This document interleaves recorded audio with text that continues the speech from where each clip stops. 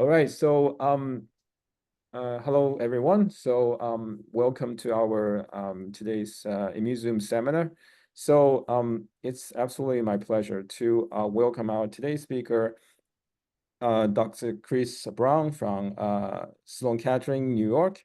So Chris actually came to NIH, gave a talk probably 6 months ago, and I was super impressed. And I decided immediately to invite her to our platform. So I think more people and more trainees should hear really extraordinary science she's doing in her lab. So a very, very brief introduction about Chris. So Chris actually complete her undergraduate study in Oxford in UK. And then she continued to pursue MD training in medicine and surgery, also in UK in University College London. And then following with PhD training in King's College London as well. And then afterwards, she completed her residency and fellowship training also in UK.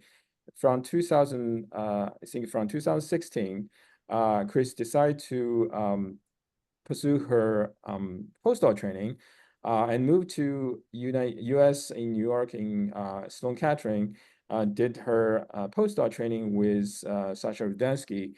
And then from 2021, Chris started her independent research program as assistant member in human oncology pathogenesis program in Sloan Kettering.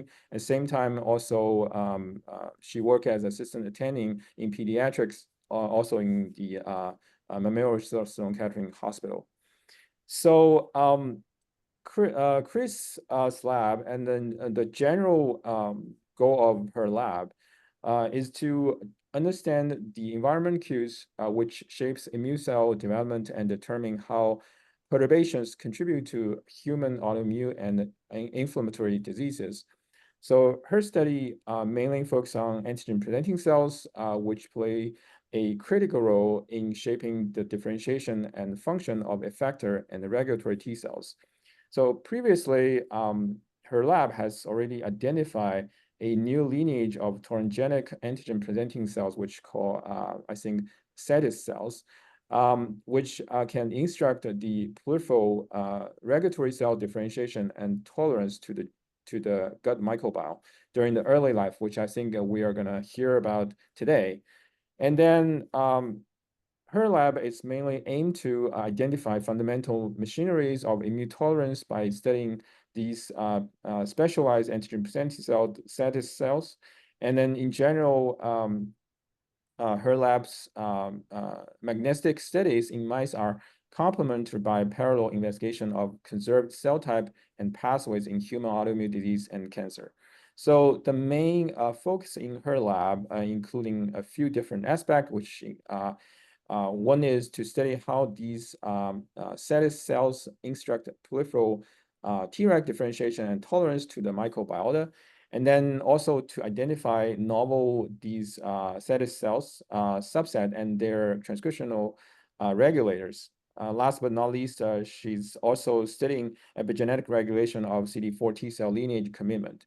I think her CV is really stellar, and then she has numerous awards and honors, which I'm not going to list them all, but a few examples. She was awarded as Rose Robinson Investigator Award, V Foundation Pediatric Scholar Award, NIH New Innovator Award, Pure Trust Biomedical Scholar Award. So I'm super excited that Chris can join us today, and then really looking forward to your talk. So Chris, please go ahead. Thank you so much.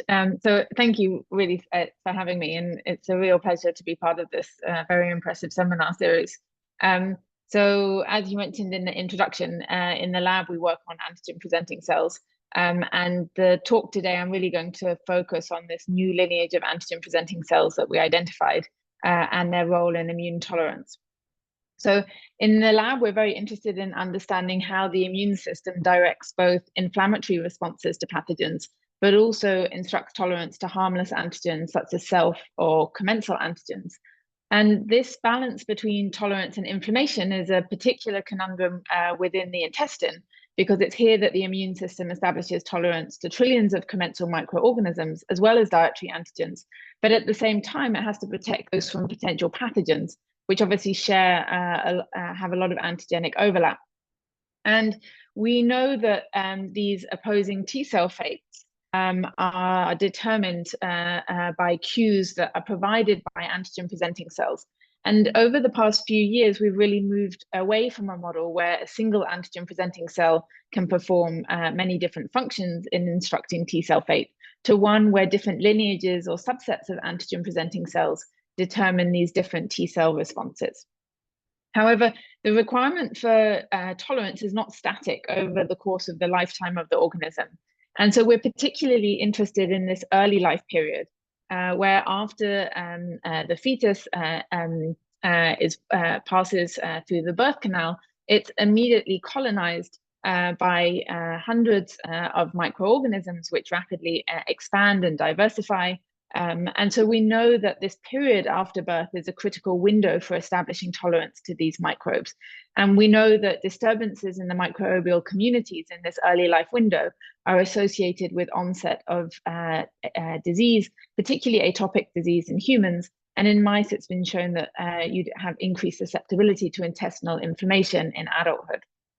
And so this tolerogenic state is clearly advantageous to the developing infant, because this is when T cells first encounter harmless foreign antigens, such as food and commensal antigens. And this concept of early life tolerance is not a new concept. So seminal experiments by Medawar in the 1950s established that there was this window of opportunity for developing tolerance to foreign antigens. And for a long time, it suggested that this tolerance really reflects an immaturity of the immune system. And so the idea was that infants just couldn't mount an inflammatory response because either T cells were developmentally immature, or the antigen presenting cells didn't have the appropriate immune stimulatory capacity. But instead has emerged is that instead of this massive lack of immunity, there's actually a dominant form of immune tolerance that is mediated these regulatory cells. And so there are two types of regulatory T cells. There's thymic T cells, which are enriched for specificity against antigens and develop in the thymus. But then you have a second wave of peripherally mediated Treg cells, P-Tregs, short. And P-Treg cells are distinguished from their thymic counterparts by expression of the transcription factor RORgamma T. And these peripheral Treg cells arise from naive T cells when they encounter dietary or microbial antigens within the periphery. So the question for us was really what instructs these waves of Treg cells. And in the thymus, this is well known. Work by Diane Mathis and others identified that there was this really specialized type of medullary thymic epithelial cells that express the autoimmune regulator AIR, which regulates their expression of self-antigens and allows the thymus to screen developing T cells for self-reactivity. And some of those self-reactive T cells will be diverted into this Treg lineage. But in the periphery, we knew far less about the antigen presenting cell that directs this, the differentiation of these Tregs. But we did know that the timing of antigen exposure was very key. So several studies listed here had shown that a naive T cell is essentially more likely to become a peripheral Treg cell if it encounters antigen during the first few weeks of life. And so that suggested to us that there might be something unique about the antigen presenting cell niche during the early life period, and that this antigen presenting cell might have a unique ability to drive the differentiation of naive T cells into these peripheral Treg cells. And so the big question for us was, what was the identity of this cell type? We had some clues from previous work from Greg Sonnenberg's lab, where he had shown that antigen presentation by a RORgamma T expressing cell was required for tolerance to the microbiota. And at the time these studies were done, the only RORgamma T antigen presenting cell type that was known was a type 3 and 8 lymphoid cell, or ILCs for short. And And so it was thought that ILCs regulate tolerance to the microbiota, although it was unclear the exact mechanism, because at the time it was shown that the ILCs couldn't directly prime T cells.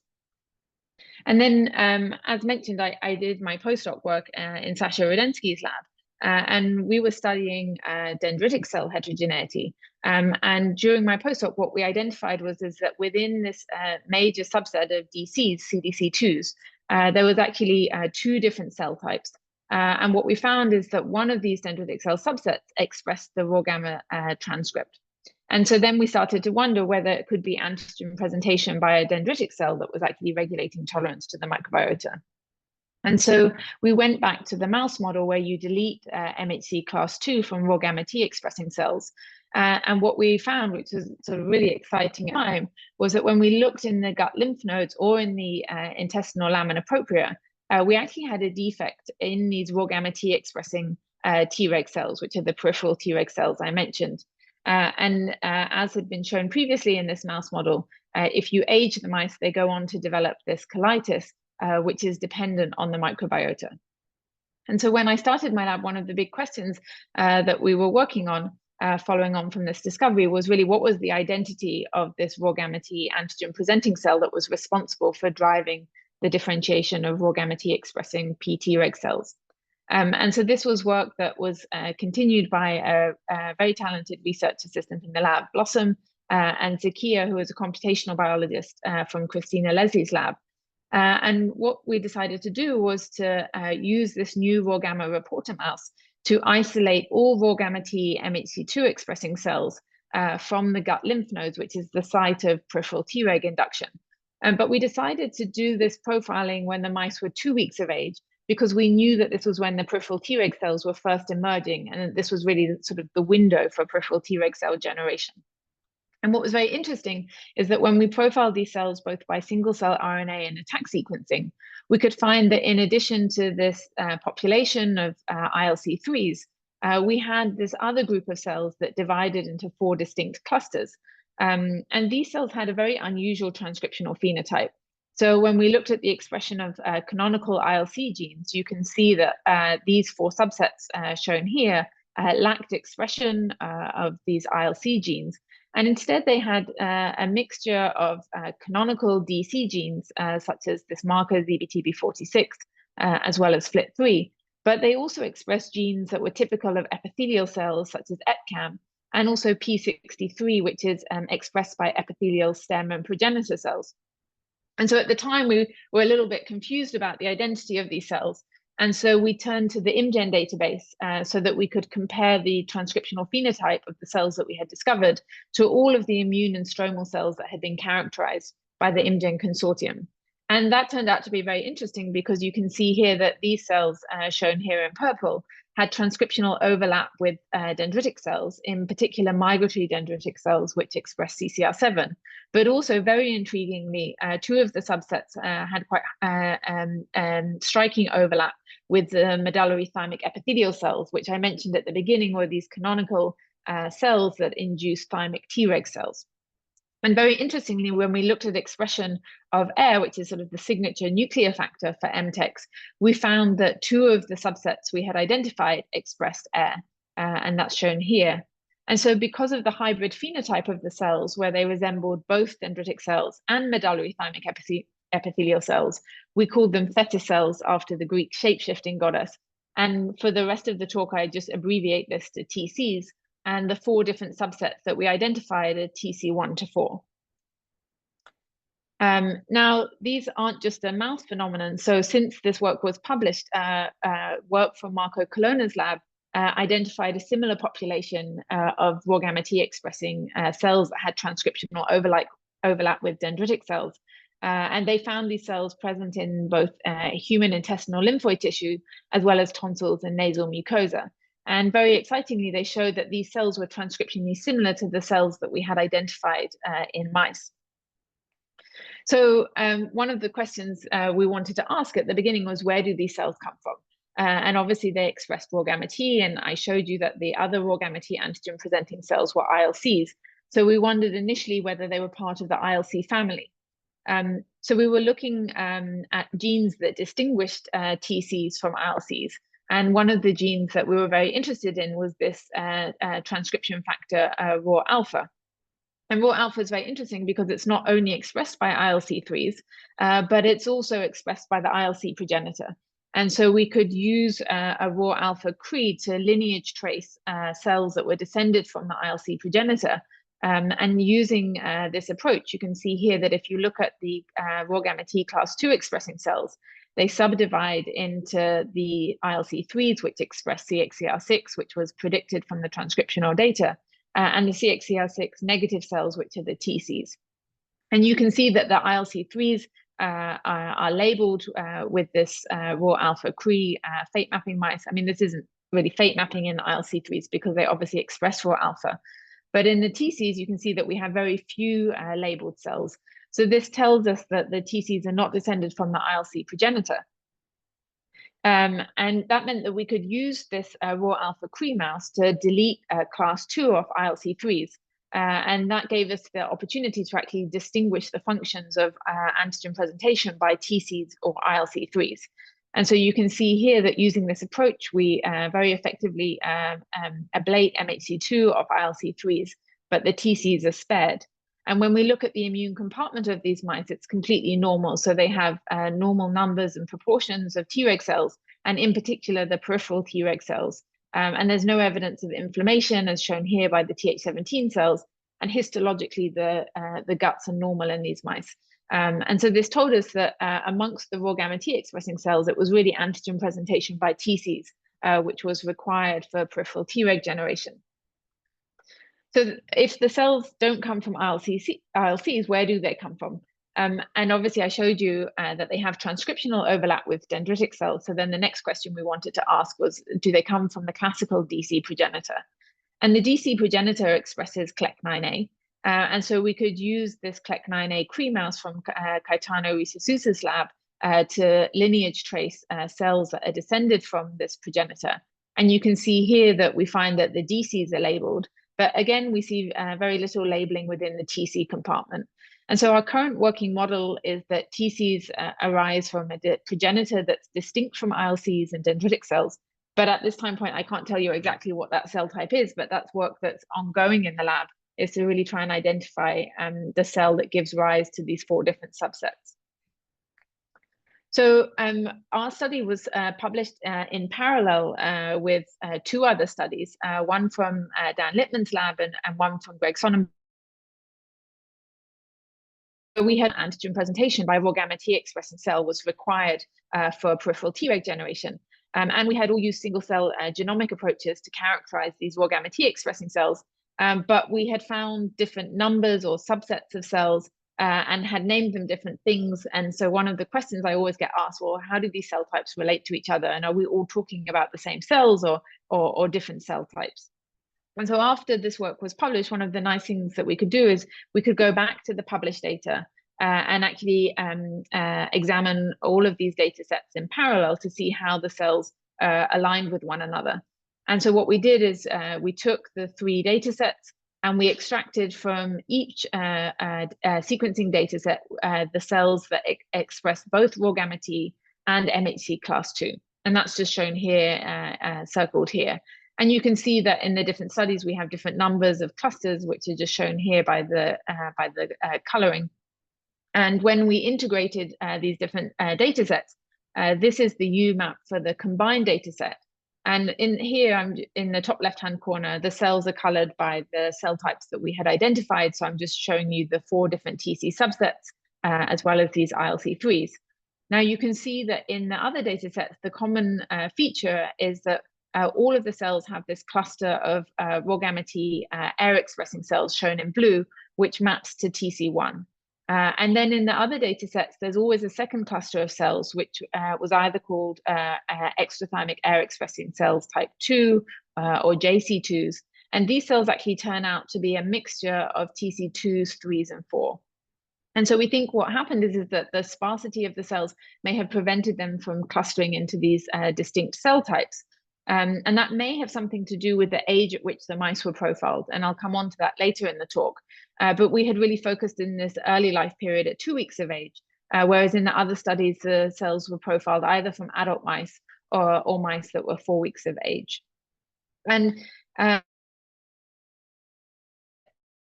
the breakdown of cells into 4 different subsets is important is because when you look at the gene expression profiles of these 4 different cell types, you can really start to get a sense of what their different functions might be. And so obviously one of the things we were most excited about when we first identified these cells was the fact that 2 of the subsets expressed air. And that really kind of got us thinking about the fact that these cells might have a role in Treg generation and tolerance because of the known role for air in thymic tolerance. And you can see here that the cells don't just express the transcript for air, but the 2 air-expressing subsets also have express the air protein. Now, these cells represent 4. We wanted to know whether these 4 different subsets represented cell states where there might be plasticity between cells as they transition from one subset to another, or do they represent 4 distinct lineages? And to address this question, since the work was published, we developed a new air tamoxifen-inducible Cre mouse, which allows us to lineage trace the air-expressing cells. And so what we can now do is we can test whether, for example, the non-air-expressing cells are derived from one of the air-expressing TC subsets. And so to do this, we take this air tamoxifen-inducible Cre mouse, and we bred it to Rosa lock-stop-lock's TD tomato mouse. And then we treat the mice with tamoxifen during this early life period from 9 days of age to day 18. And what you can see is that the labeled cells that are really the TC1s and the TC3s, which are the air-expressing cells, but we really don't see labeling within the non-air-expressing cells, TC2 and TC4. And so as far as we know at the moment, that suggests to us that these cells really represent stable and distinct subsets. And then that comes back to the question, of course, of what do the 4 different subsets do? So although we were initially interested in the air-expressing cells, it turns out that air is a little bit of a red herring when it comes to looking at intestinal tolerance, because you can delete air from the raw gamma T expressing cells and it doesn't have any impact on the peripheral Tregs within the gut lymph nodes or within the intestine. And separately, the study from Dan Lipton's group had shown that you could actually delete the peripheral air expressing cells themselves, and that didn't have any impact on peripheral Treg differentiation. And that turns out to be because it's not one of the air expressing cells that actually drives the peripheral Treg generation, but instead it's this subset of cells, TC4. And when we looked at the gene expression profile of these cells, what we found is that TC4 was enriched for a module of genes that included critical molecules that drive peripheral Treg generation. And the one that we really focused on was this molecule, integrin beta-8. And integrin beta-8 forms part of this integrin alpha V beta-8, and that activates latent TGF-beta. And it was already known that TGF-beta and integrin beta-8 is required for peripheral Treg generation within the intestine. And interestingly, when we looked at integrin beta-8 expression, it was really unique to the TCs, but in particular TC4. And we saw no integrin beta-8 expression within the ILCs. And so that meant we could use a mouse model in which we delete integrin beta-8 from raw gamma T expressing cells to determine whether you needed integrin beta-8 expression by TCs to drive peripheral Treg generation. And very excitingly, that turned out to be true. So you can see here that this mouse phenocopies the raw gamma T Cre class 2 flox mouse, and you have this reduction in peripheral Treg cells within the gut lymph nodes and large intestine. So this is our current working model for how TCs regulate tolerance to the microbiota. They have to both present a commensal antigen, and they also have to activate TGF-beta via expression of integrin beta-8. Now, one of the things that the questions that we wanted to address was the question that I brought up at the beginning, which is what regulates this developmental window for peripheral Treg induction during early life? And this is where things really got very interesting for us, is that when we looked at the abundance of TCs within the gut lymph nodes, they had this very interesting developmental wave. So they actually increased in number between day 7 and then peak at day 14. And then they come down to low numbers by 3 weeks of age. And then they persist at these low numbers within the lymph nodes of adult mice. And this developmental window at 14 days is very interesting because that's exactly when mice are weaning from milk to solid food. And that's when the microbiota undergoes this huge diversification, as well as increase in abundance. And it's also when obviously mice are starting to encounter dietary antigens. And so we wondered whether the abundance of TCs is what actually regulates this window for tolerance during early life. So the work that is currently ongoing in the lab is really to start to dissect what are the distinct roles of the different 4 different TC subsets, but also asking the question, well, besides tolerance to the microbiota, do these cells regulate tolerance to other antigens? So obviously peripheral tolerance is not just about tolerance to the microbiota. You also have to regulate tolerance to self-antigens, as well as the food that you eat. And during pregnancy, you have to regulate tolerance to fetal antigens. And then during tumor development, there's obviously tolerance to neoantigens. And so we want to understand whether TCs play a broader role in these processes. The ones that we're really focusing on initially were processes that are known to require peripheral Treg induction to mediate tolerance to these antigens.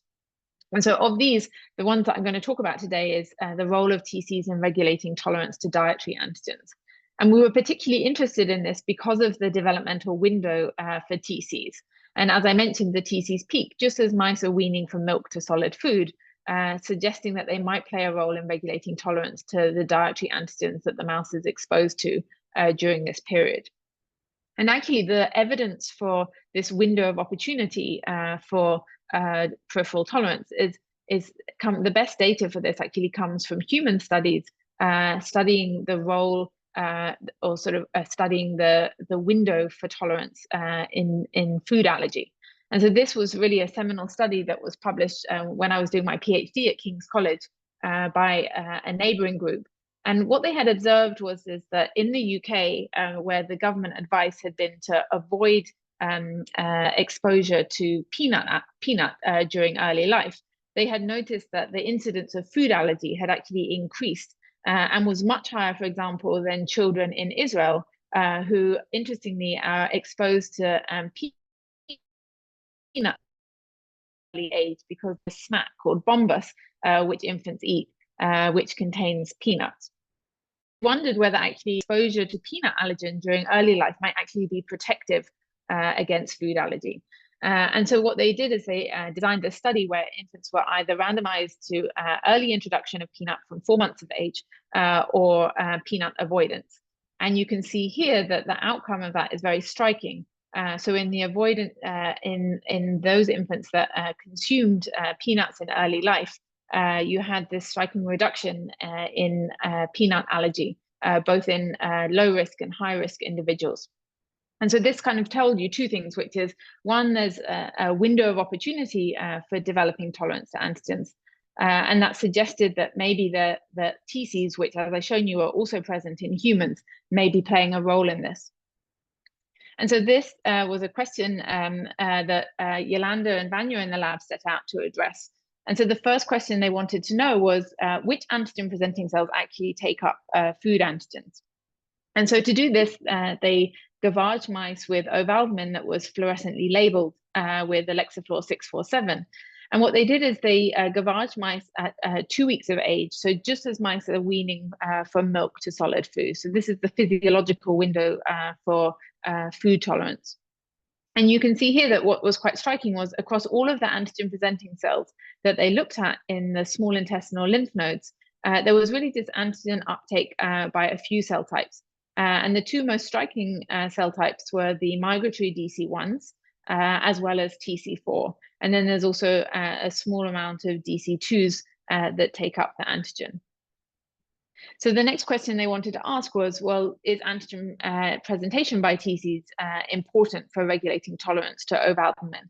And so to do this, they adapted a model of oral tolerance where you adoptively transfer OT2 T cells, which recognize the ovalbumin peptide. And then they gavaged mice with ovalbumin at day 15 and day 17 of life. And then mice are also left on the drinking water containing ovalbumin. And then they analyzed the mice at day 21. And so they used these mice where we delete MHC class 2 of raw gamma T expressing cells. And you can see here that we can find the congenically marked cells, OT2 cells within the lymph nodes. And when you look at the wild type cells, you can see that the OT2 cells in the wild-type mice differentiate into FOXP3 expressing cells. Now, interestingly, these FOXP3 expressing cells turn out to be a mixture of both raw gamma T positive and raw gamma T negative Treg cells. But what's quite striking is that in the mice where you've deleted MHC2 of raw gamma T expressing cells, you've completely lost these FOXP3 expressing cells, regardless of whether they're raw gamma T positive or raw gamma T negative. Now, obviously, we wanted to understand what the consequence of this was.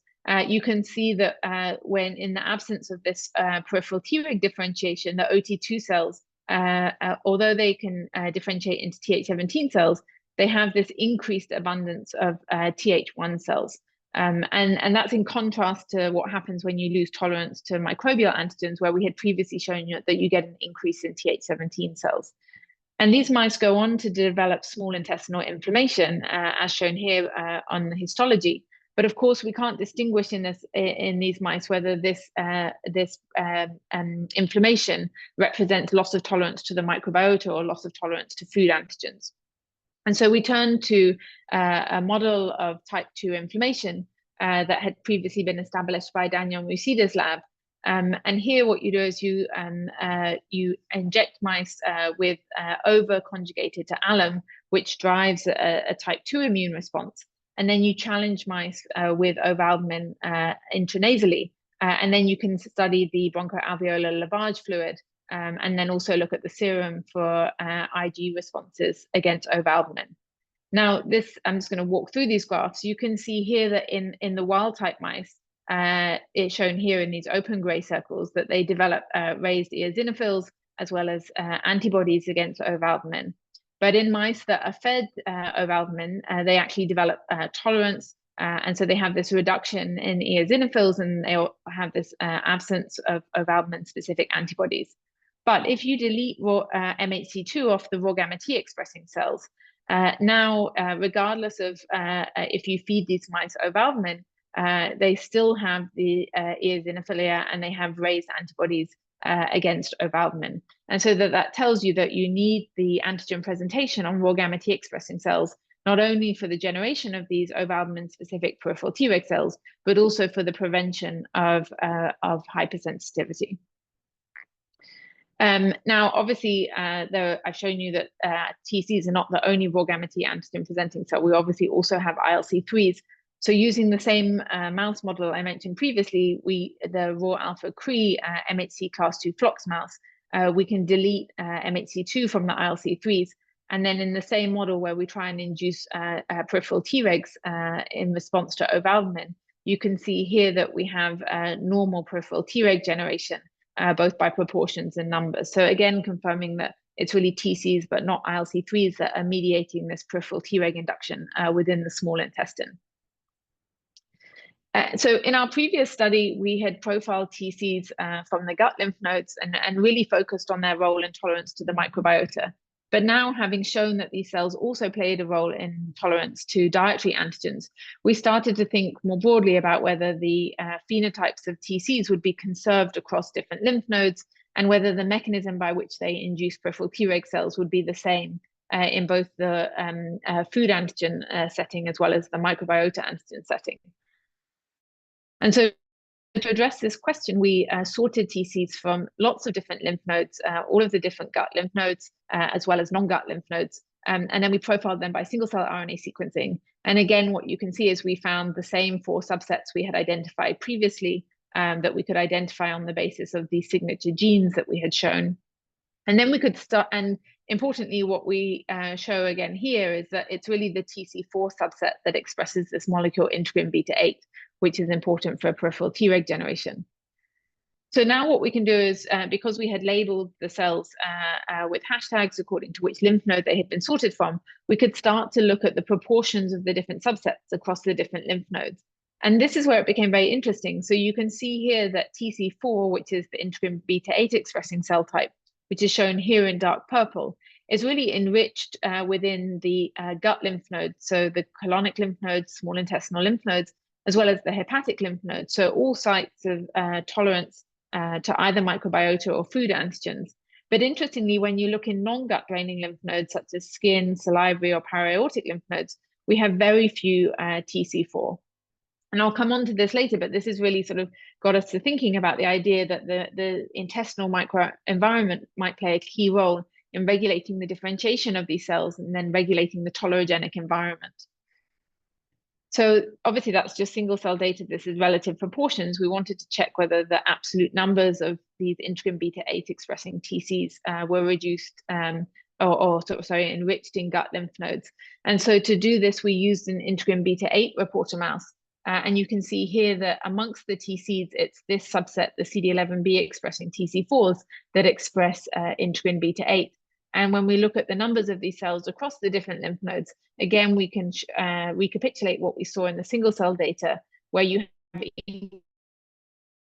numbers of these cells within the gut lymph nodes, but really very few of these cells within skin draining lymph nodes.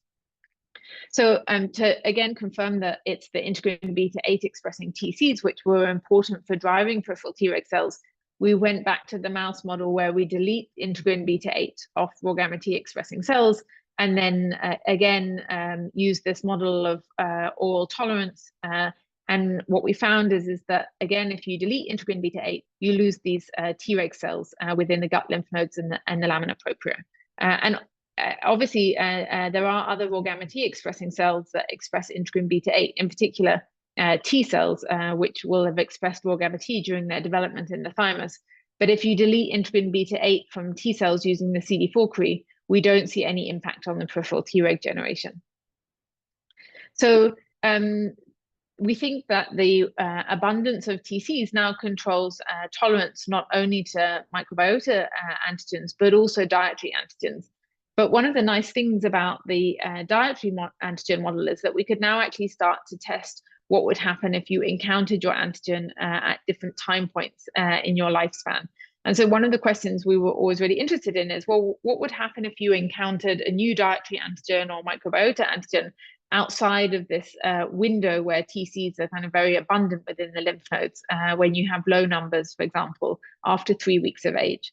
And so we could now test this using a raw gamma tamoxifen inducible Cre allele to temporally ablate MHC class 2. And so we take adult mice, we put them on a tamoxifen diet for 2 weeks, and then we leave them on the diet. And then we again do this adoptive transfer of OT2 T cells and then gavage the mice with ovalbumin. And what's very interesting is that you can see here that in the wild type mice, you still have peripheral Treg generation. But if you delete the class 2 expression off the raw gamma expressing cells, you again lose Treg cells. And this is just shown here in the summary graph. But what's very interesting is that if you compare this proportion of peripheral Treg cells that are generated in adult mice to the 2-week-old mice that I showed you previously, you can see that there's a dramatic difference. And so we think that TCs are important for peripheral Treg cells at all stages of life, but the increased abundance during the early life period means that you're amongst your antigen-specific T cells, you're more likely to drive this abundant peripheral Treg response at the expense of affected T cells. So one of the things I showed you was this data where we could see that TC4s were enriched within gut lymph nodes.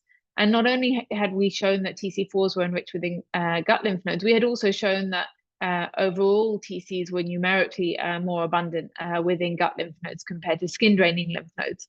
And so that really got us thinking about, well, what are the environmental cues which are actually regulating this developmental wave of TCs during early life? And if we could start to understand what regulates TC differentiation, then we might have an opportunity to actually modulate theta cells for therapeutic benefit in settings where you want to restore immune tolerance. And so this is work that's led by a graduate student in the lab, Yoslin. And she had 2 aims, which is 1, she wanted to identify where these cells were coming from, and 2, she wanted to understand what were the cues that were regulating their differentiation into these 4 different subsets, as well as their overall abundance during early life. And so to answer this question, she first sort of wanted to understand, when do TCs first arise? And so to get at this question, she used this raw gamma tamoxifen inducible Cre allele to label raw gamma expressing cells in a temporal manner.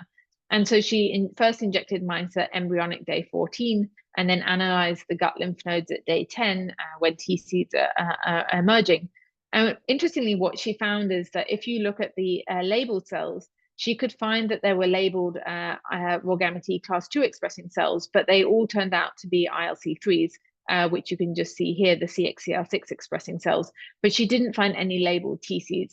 And so that again told us that TCs and LTI cells probably have a distinct progenitor, but also distinct kinetics for development. In contrast, if you label cells postnatally, so you give tamoxifen on the first day of life, now we can identify labeled TCs. And interestingly, they increase between day 7 and day 14, suggesting that this might be the important window when the progenitor cells are receiving environmental cues that would drive their differentiation or proliferation. And so we started thinking about what happens during this sort of second week of life. And in the intestine, almost too much is happening. So not only are you experiencing this change in diet, so mice are shifting from breast milk to solid food. And that also means that you have this change in immune regulatory factors, which are enriched within the breast milk, such as EGF and TGF-beta. And then as you switch to a solid food diet and the microbiota diversifies, you also have a change in the microbial metabolites.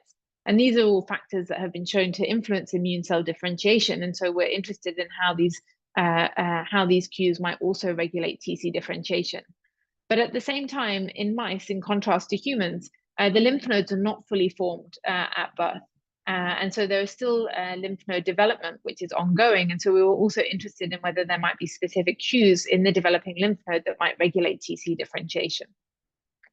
And so to first start to identify what these cues might be, Jocelyn turned to our single cell attack sequencing data that I had shown you at the beginning of the talk to see which transcription factor motifs were actually enriched in the chromatin accessibility regions within TCs.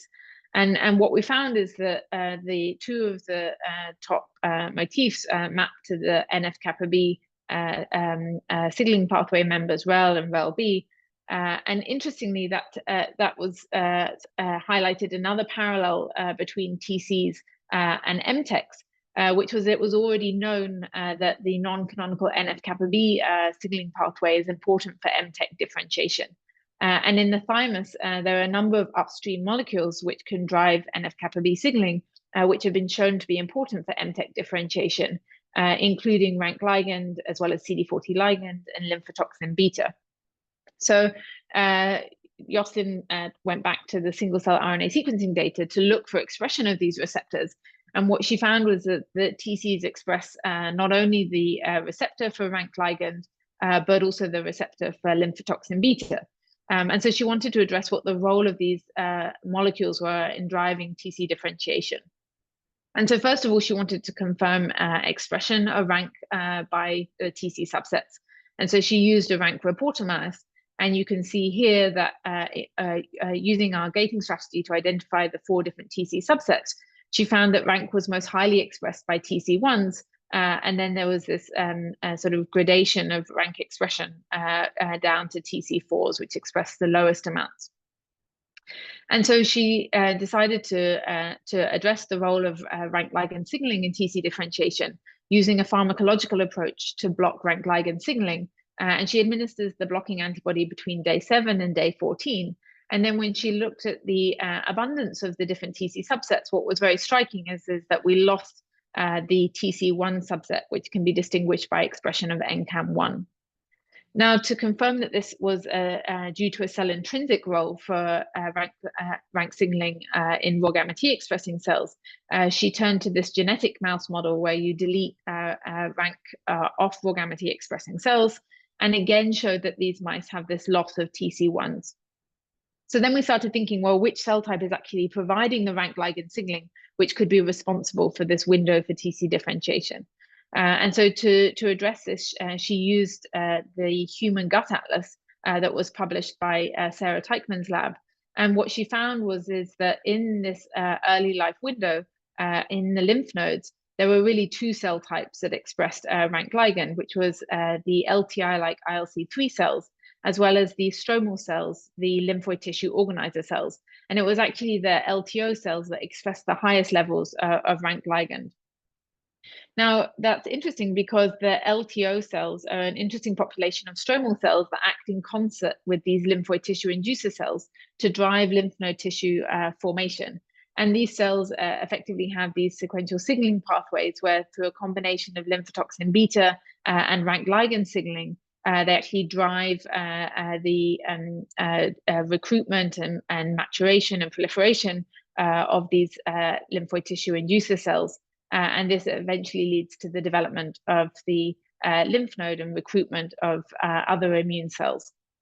And so we started wondering whether these cells might be acting in concert to drive TC differentiation, to make sure that there was this population of tolerogenic antigen presenting cells that were present within the lymph node tissues early after birth.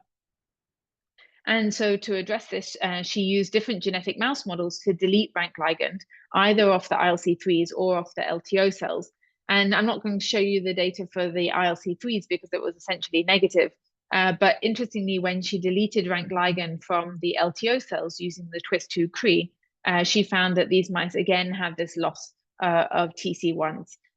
So this brings us to a model where LTO cells provide rank ligand to drive differentiation of these air-expressing TC1s.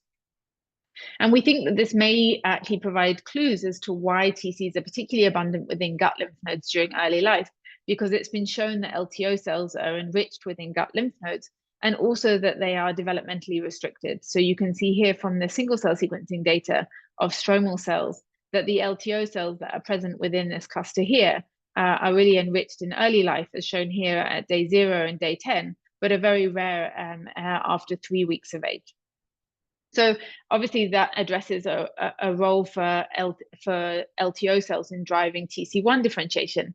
And now the major question for us is whether LTO cells also regulate the differentiation of the other TC subsets through alternative ligands, which might also be acting through the NF-kappa B signaling pathway. So I'm going to end there and just kind of present our summary model, which is in contrast to the model where dendritic cells really regulated the balance between both tolerance and inflammation according to the maturation status. We now think that there's this division of labor amongst antigen-presenting cells, where you have a distinct lineage of tolerogenic antigen-presenting cells, which is the Thetis cells, and that these cells have some very interesting parallels with the medullary thymic epithelial cells, not only in terms of the signals that drive their development, but also their transcriptional profiles. And this has really broadened the landscape of antigen-presenting cells. And our current work is really focused on identifying what are the distinct roles of the conventional dendritic cells versus TCs in regulating these different types of T cell responses, both within the intestine and more broadly other sites where you need to induce peripheral tolerance. So I've mentioned various members of the lab who've done the work as we've gone along, but I really just wanted to acknowledge everyone in the lab. It's very much a team effort with these projects. And so we have an exceptional group of graduate students and research technicians and postdocs who have contributed to the work that I've shown, and some really wonderful collaborators in terms of our computational biology partnerships with Christina Leslie and Zakia and Tyler, who's a postdoc who's been working with us more recently, as well as our collaboration with the RANKL in Japan.